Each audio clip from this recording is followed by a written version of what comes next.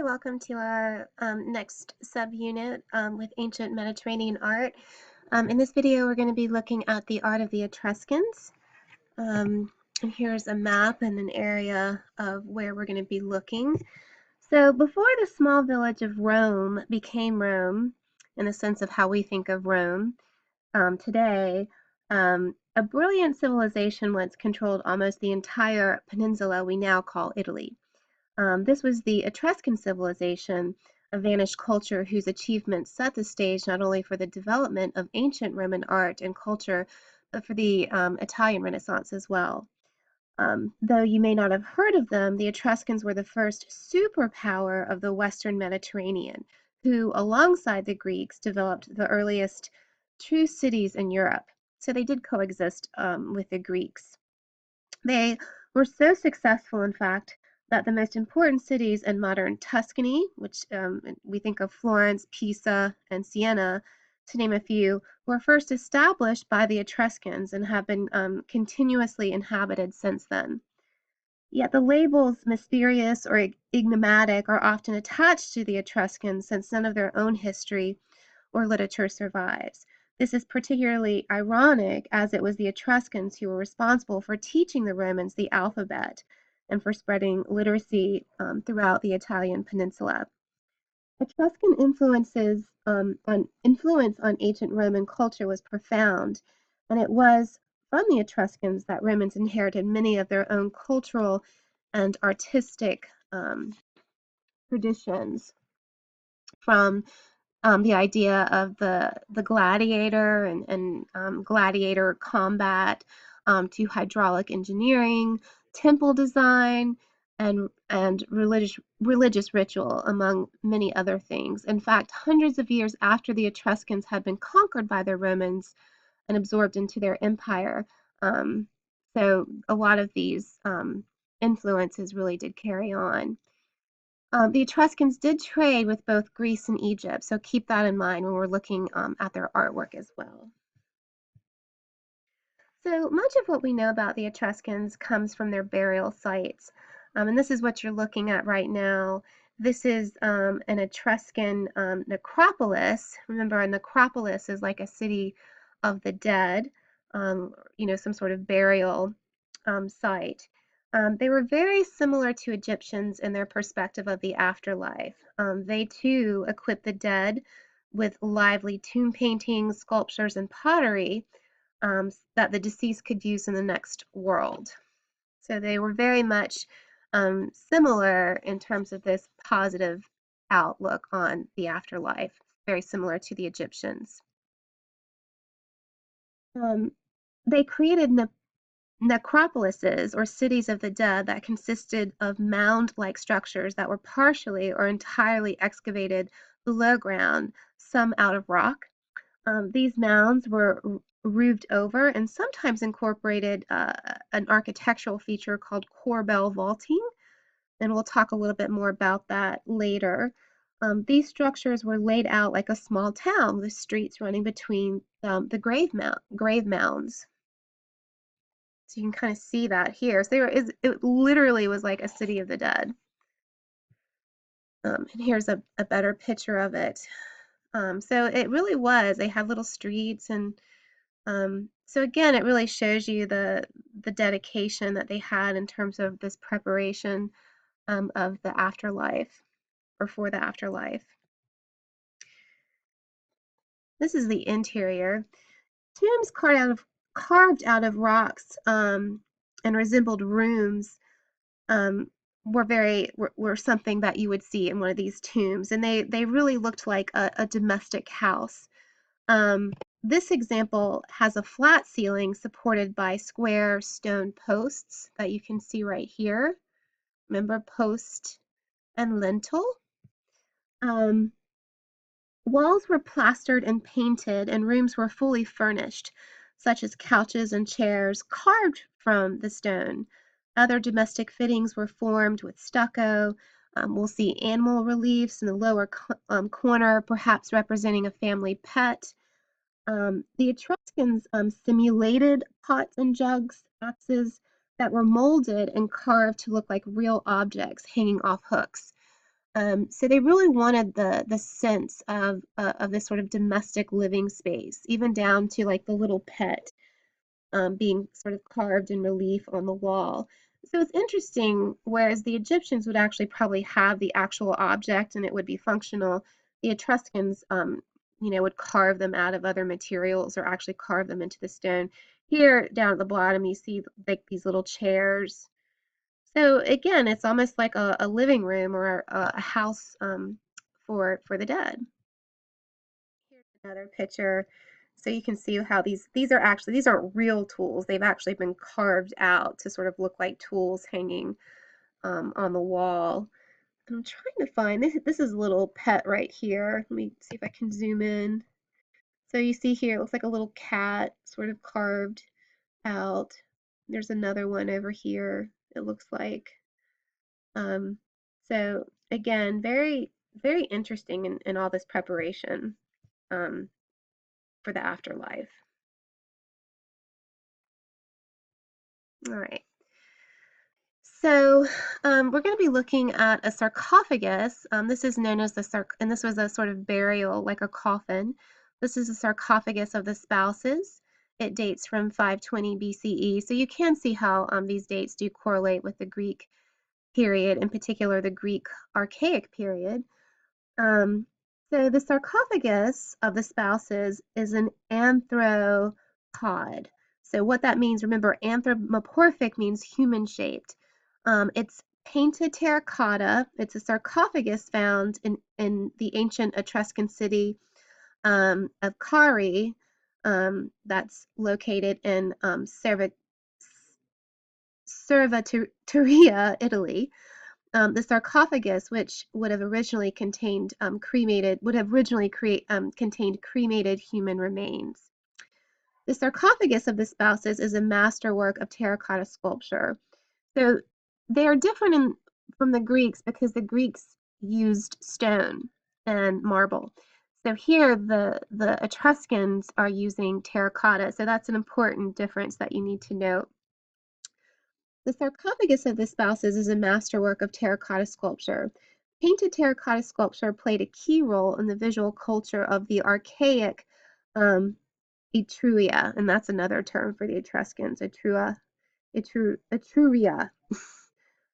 Terracotta artwork was the standard for decorating the superstructures of Etruscan temples, and the choroplastic terracotta workshops, they're called choroplastic, um, produced these sculptures, often displayed, and they really did display a high level of technical achievement.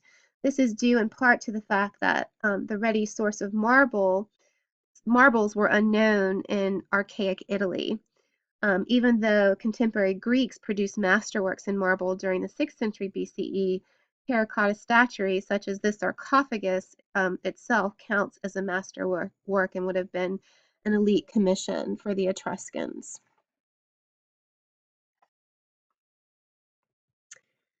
So here's a close-up of it. So I hope when you look at it closely that you can already see sort of some similarities to Greek archaic sculpture. So here's one of the Koros figures that we studied in our last subunit. So you can definitely see archaic Greek influences with the Etruscan terracotta sculpture. Definitely that archaic smile, the stylized hair and features. The figures were life-size.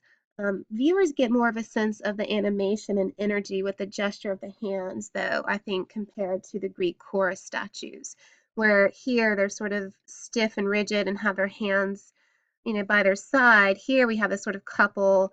They look a little bit more relaxed, a little bit more animated. It looks like she's, conversing with her hands, and he has his arm around her. But you definitely can see some of the similarities of the stylization and the archaic smile. Here's another view. So the sarcophagus depicts a reclining man and woman on its lid. The pair rests on a highly stylized cushions, just as they would have done at an actual banquet. The body of the sarcophagus is styled as to resemble a cline, and this was a sort of a dining couch. Both figures have highly stylized hair, in each case plaited with the sort of stylized braids hanging rather stiffly at the sides of the neck, which you can kind of see here. In each case, braids with the plaited with the stylized.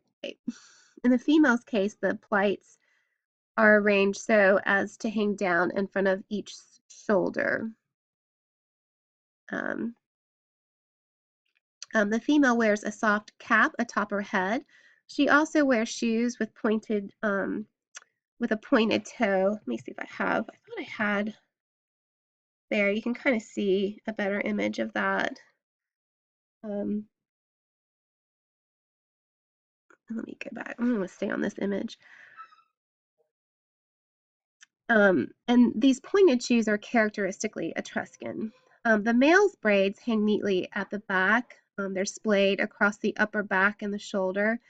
The male's braids, beard, and his hair atop his head is quite abstracted, without any interior detail. Both figures have elongated proportions that are at home in the archaic period in the Mediterranean.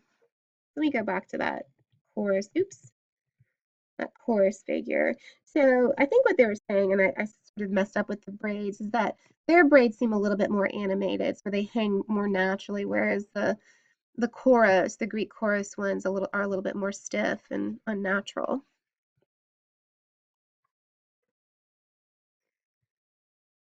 And again, this is made out of terracotta. It is not stone. Okay. So we're going to move on. We're actually going to look at some tomb painting now. So this is the tomb of the triclinium. This is found in the city of Tarquinia, known in antiquity as Tarquini, or Tarch Una, one of the most powerful and prominent Etruscan centers. And it's very well known for its painted chamber tombs. The tomb of the triclinium belonged to this group and is well painted, and its wall paintings reveal important information about not only Etruscan funeral cultural, but also the society of the living as well.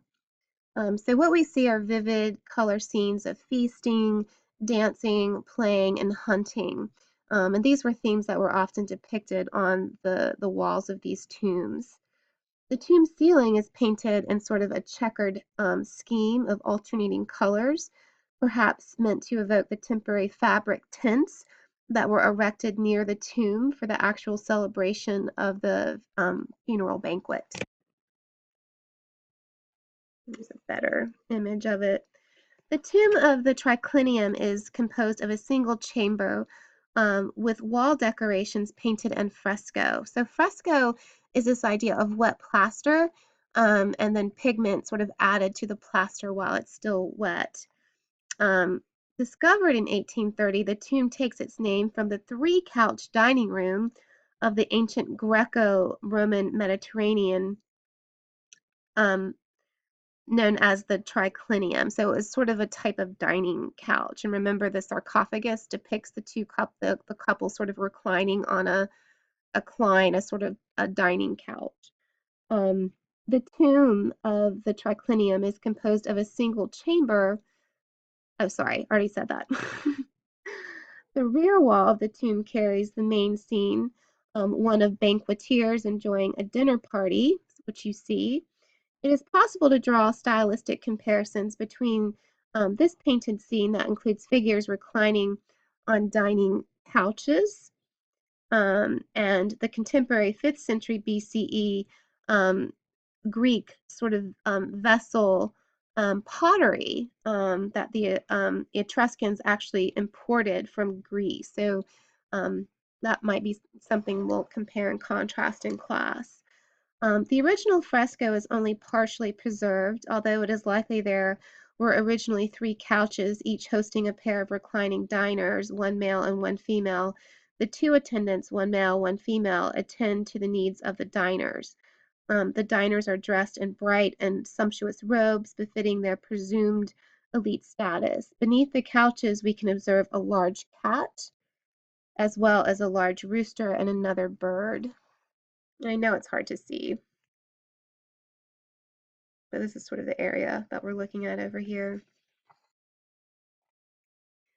We also have scenes of dancers that occupy the flanking left and right walls. The left wall scene contains 4 dancers, 3 females and 1 male, and a male musician playing an ancient stringed instrument similar to the lyre called a barbiton. And here's some other close-ups so you can get a better sense. So here, oh, this is the example of the male musician playing that instrument. So it's very similar to a lyre or lyre.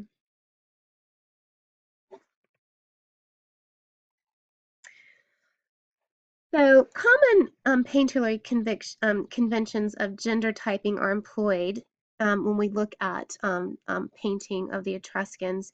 The skin of the female is light in color, while male skin is tinted a darker tone of orange brown. And this is something that we'll see in other cultures as well. The dancers and musicians together with the feasting suggest the overall tone of the Etruscan funeral as being very happy, very festive, and a joyful occasion. So figures in these tomb paintings exude an influence of liveliness and energy, very similar again to that Greek sort of red figure vase painting. Let me bring an example of that up. So here's an example from your Greek subunit. This was the crater done in the red figure style by the Niobid painter. And I think if you sort of compare and contrast, you definitely can see some similarities, yeah, some differences in the way the figures are animated. So when we look or we compare the two styles, the proportions are different. With the Etruscan figures, they seem to have oversized hands and feet, making exaggerated gestures. Let me go back because I know these are hard to see. And so they really had this disregard for Greek ideals of mathematical balance and proportion, so they didn't care. Etruscans also preferred their figures clothed, so they did not portray figures in the nude the way the Greeks did. In distinguishing gender, men were often depicted with darker tones, while women were depicted with light skin tones. And we'll see this, and we also saw this artistic painting tradition with Egyptian culture as well, although we didn't look at too many paintings. I think the Judgment of Hunefer does exhibit this painting style. So these sort of the joyful theme of these tomb paintings might seem surprising in a funeral context, but it's important to note that the Etruscans' funeral rites were not somber but festive, with the aim of sharing a final meal with the deceased as he or she transitioned into the afterlife. These ritual feastings served several purposes in social terms. At its most basic level, the funerary banquet marked the transition of the deceased from the world of the living to that of the dead. The banquet that accompanied the burial marked this transition and ritually included the spirit of the deceased. As a portion of the meal, along with the appropriate dishes and utensils for eating and drinking, would then be deposited into the tomb. Another purpose of the funeral meal, games, and other activities was to reinforce the socioeconomic position of the deceased person and his or her family as a way to remind the community of the living of the importance and standing of these people and thus tangibly reinforce their position in contemporary society. So it was also a way to kind of show off their wealth. This would include, where appropriate, visual reminders of socio-political status, including indications of wealth and civic achievement, notably public offices held by the deceased. So those would be somehow incorporated or noted.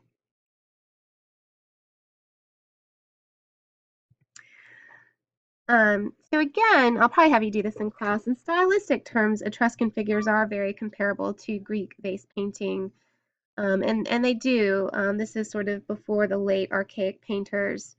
This is before they've become preoccupied with this idea of foreshortening, which is something that does happen.